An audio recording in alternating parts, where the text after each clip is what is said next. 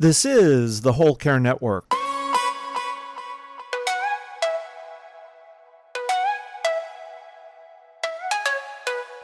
Helping you tell your story one podcast at a time.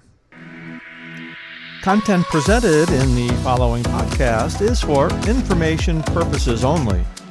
Views and opinions expressed in this podcast are solely those of the host and guest and may not represent the views and opinions of the Whole Care Network.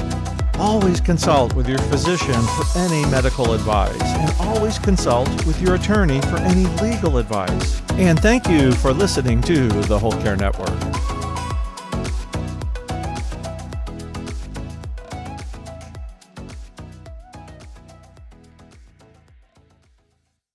This is Sarah, and I just want to take a moment to speak to you about this week's sponsor, Favor.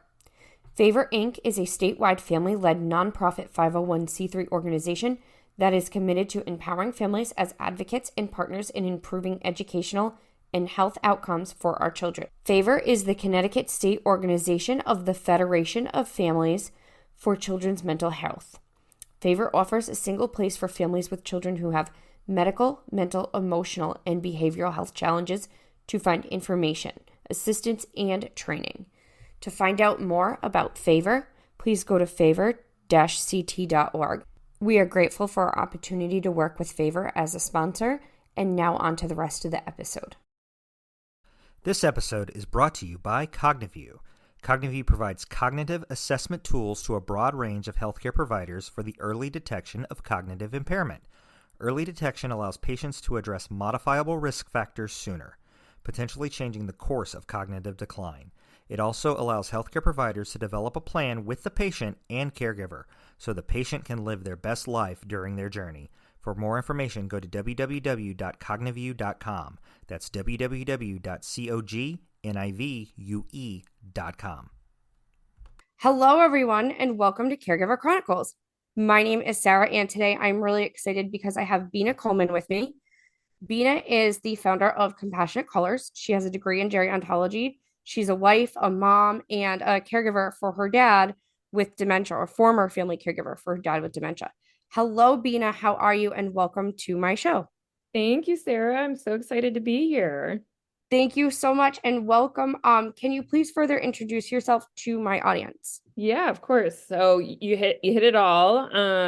I did found a company called Compassionate Colors.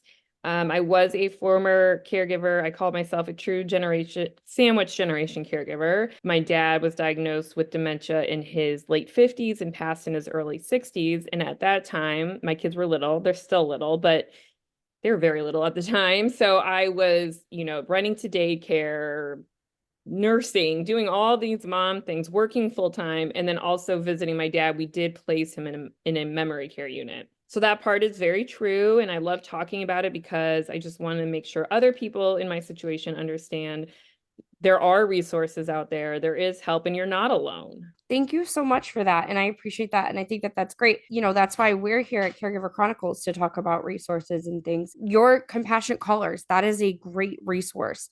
Do you want to talk about how that started? Yeah, of course. Just some exciting news right off the bat. I did start Compassionate Callers. It's 2024 now. So I started it in early 2023. It was a service that would call people wherever they called home up to 5 times a day, 7 days a week. And it was mainly for the elderly, but it really worked for any age range. And it was for meal reminders and medication reminders, a quick hello, really also a true proactive fall alert, because if someone has a membership, let's say to a life alert, but they're not wearing it when they fall and they're not getting phone calls, they could be on the ground for hours to days. So we were really being proactive by calling our clients, making sure they picked up the phone and all that kind of stuff. And then fast forward, some exciting news. Compassionate Callers actually was acquired and merged with a company called Parent Projects. So now I'm able to take what I do and know to another company where I'm able to help so many more people in really just helping with their caregiver journey, caring for their loved ones, and kind of what I said before, just making sure people know they're not alone. That's awesome. Thank you so much. And can you tell us a little bit about Parent Projects and what that is? Yeah. So Parent Projects is a platform that you can get to just with parentprojects.com. And you can create a project, quote unquote, a project. And you can have as many projects going as you need. So let's say you have an aging mom, an aging uncle, dad, whatever it is. And within that project, you actually can have as many tasks as you want going for that person. So if there's a lot going on, let's say with your uncle, and you just don't even know where to start, you can talk to somebody at Parent Projects, which is where I come in. And we really go through what the tasks would be, whether it's getting home care in the house, home health, if they need to move, if they need to sell their home, every situation, excuse me, is just very, very different. So each project is very individualized, and that's what me and my team do at Parent Projects. That's awesome. Thank you so much. And I can see how that would tie in great with Compassionate Colors because I know with Compassionate Colors it's a great service for the gaps, but it's not 24-hour care, correct? Correct. Absolutely. And there's definitely, sometimes there's a need for both. There's a need for 24-hour care. In certain situations, there's a need for, all day care, but maybe there can't be a caregiver at lunchtime. Maybe there's a caregiver in the morning for a couple hours and a caregiver in the evening, but maybe someone doesn't have access to a caregiver at lunchtime for, I mean, I could think of like 10 different reasons right off Yeah. the top of my head. Usually starting with insurance to lack of availability to, Oh, anything I mean, else. you hit it on the head. I mean, there's just so many reasons, so much that happens in every family that, doesn't make it so it's available to have someone with them 24/7. Yes. And that's why these types of services are so important because that one phone call, hey Betty, can you remember to take your medicine? Or Betty, don't forget you have a sandwich on the counter, or some, whatever it is, the reminders for the meals, the reminders for the medication. Even again, just the check-in, and especially with family being so far away, people having to work full time, multiple jobs, shift work and different things like that. It can really, really have an Impact. impact on how senior care is performed. And so that's why I think that these services are so, so important. I know that I know Compassionate Callers is targeted towards seniors. Is it also appropriate for like younger people or neurodivergent people who live at home, maybe need reminders, but can still maintain some independence and things? Yeah, of course. It's a great question because it is what it's set up to do. So yes, of course, because I have a degree in gerontology and my whole career has been with seniors, but still, like you said, people of any age are going through different things. And I even at one point was marketing that this could be for latchkey kids because I don't know, I can't speak to anyone but my own children's school district in Arizona, but we're having trouble finding after school programs because there's no staff.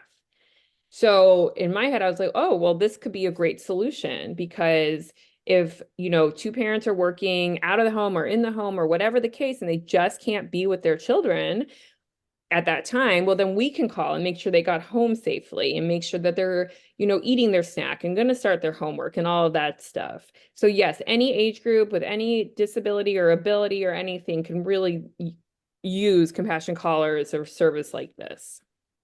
Awesome. Thank you. How do you sign up for this program? So for parent projects, you actually would just go to the website. And as you can see on the website, there is a free trial to make sure it is a good fit. And it's really, I think, a very phenomenal price of only $8 a month for the family member. So you would go to parentprojects with an s.com, kind of go through there, and then you would sign up to have your own project get going ASAP. Okay, that's awesome. Thank you so much for that information. And then is that how you'd sign up for Compassionate Callers too? So with Compassionate Callers, like I said, we're doing it a little bit differently right now. So with Compassionate Callers, it's actually changed a little bit to we're calling it Compassionate Concierge, where when someone signs up for a project, they actually get to speak to someone known as their Compassionate Concierge. And that is where me and my team come in.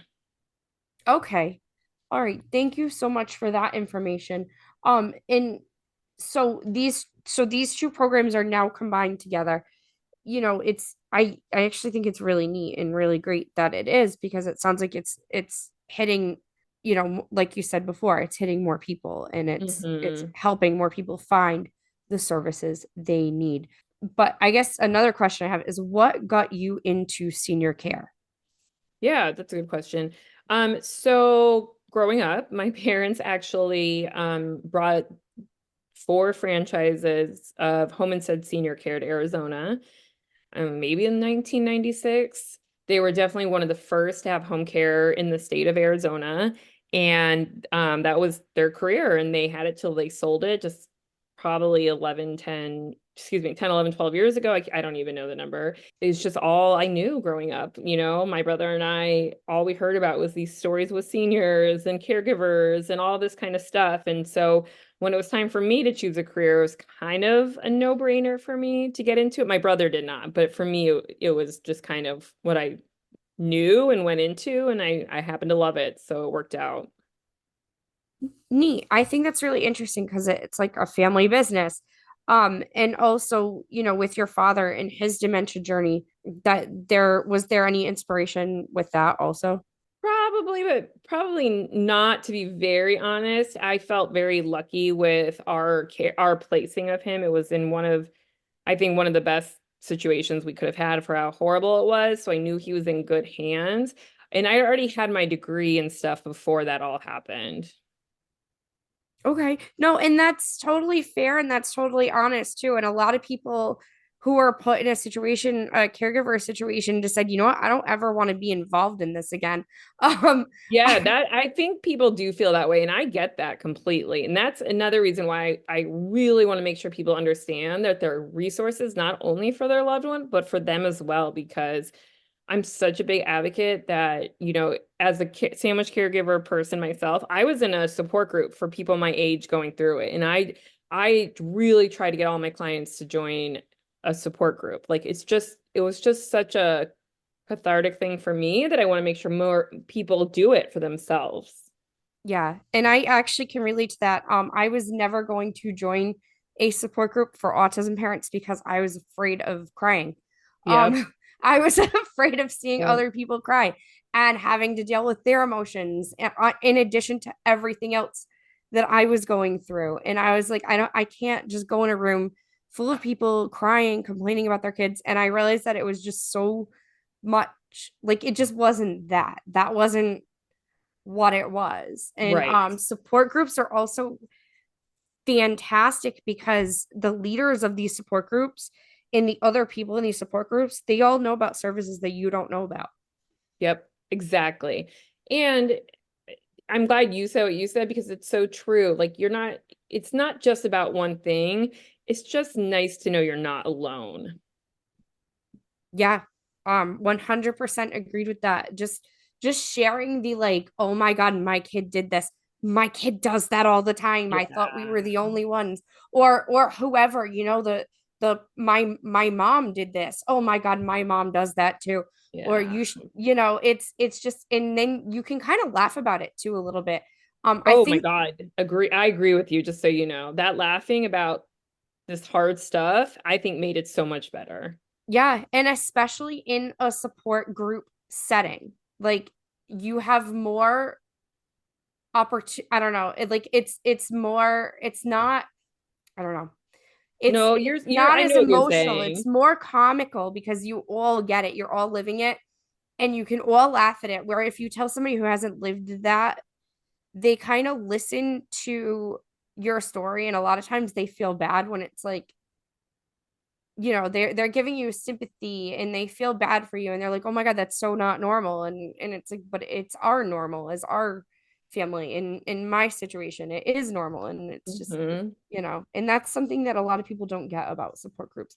Yeah, I I agree with you. Yeah, I think I 100% huge advocate for support groups too. I love So, it. Thank you. I love hearing that. and again, I was very anti support group until I walked into one. Um Yep. It's and scary. I actually completely respect that. You don't know what you're getting into, and they're if you get a good one, it sounds like you and I both did, it's a good thing. 100%. And do you guys have resources like with parent projects and stuff to connect people to support groups in your area? Yes, actually, that's a big part of it because that's just something that I am very adamant about. And just so you know, and for everyone who's listening, all of the resources that we give out are vetted. So we call them our VBNs, Verified Business Network. And so it's not like a family that signs up is just going to get any support group or any home care agency. You know, we're going to make sure that they're following protocol, that they're legit, that they are screening and doing background checks for their caregivers. So that's something that's really important with that membership to our platform.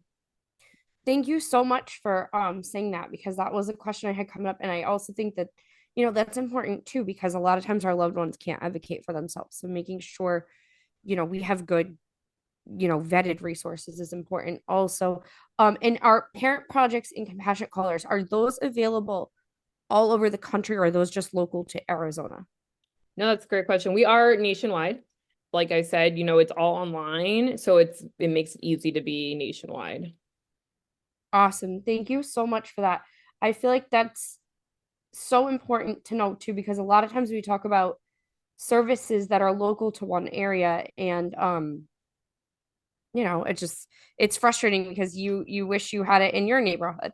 Mm-hmm. Um, and I guess I kind of wrapping up a little bit here for my final two questions, my favorite question to always ask my guests. Okay. What is your favorite form of self-care? Oh, I do love that. So I am a self-proclaimed grand millennial. I don't know how to say it. I needlepoint basically. So there's this term going around for all the people my age who needlepoint, and it is so soothing to me. It is so relaxing. I have a group here in Phoenix. We meet up once a month, but then I do it, of course, on my own, just watching TV. It's just a wonderful way for me to zone out. That's awesome. I love that. And also like the repetitive, there's a lot of research behind the repetitive motions of like needlepoint, like putting the needle back and forth. I've only tried it once, so I'm not going to pretend like I'm an expert on Okay. needlepoint. But anything with like repetitive motion, like needlepoint and coloring and stuff like that, they find that that's actually really relaxing for the brain and the body, because you kind of know what you're going to do next. I agree with you. When I was doing more with the compassionate callers, one of my packages offers like an activity kit, monthly activity kit, and I was doing a lot of research on it too, and that's what I found too.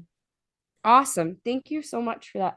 And then my final question, if my audience is interested, where can they find you for more information? Yeah, that's a great question. They can find me on really the website parentprojects.com or Bina, which is Bina at parentprojects.com, or through Instagram, parentprojects.com. Or I guess it would just be at parentprojects. Awesome. Thank you so much for that. And I will be sure to have those links in our show notes description. And that wraps up this week's episode of Caregiver Chronicles. I want to thank everybody for taking the time for listening. Bina, thank you so much for coming on and taking time to talk to me today. Thank you. This was wonderful. Thank you. And with that, we will see you next week. But I do want to just remind my listeners, friends of the show, before I go, to like this episode if you liked it, to share it with a friend if you know someone who could benefit from this information, and I really think almost everyone can. Share it with a friend, or check out our website, stelmachbrownmedia.com. You can support our show with Buy Me a Coffee, but really the best way to support our show is to share it with a friend. Thank you all so much, and I will see you next week.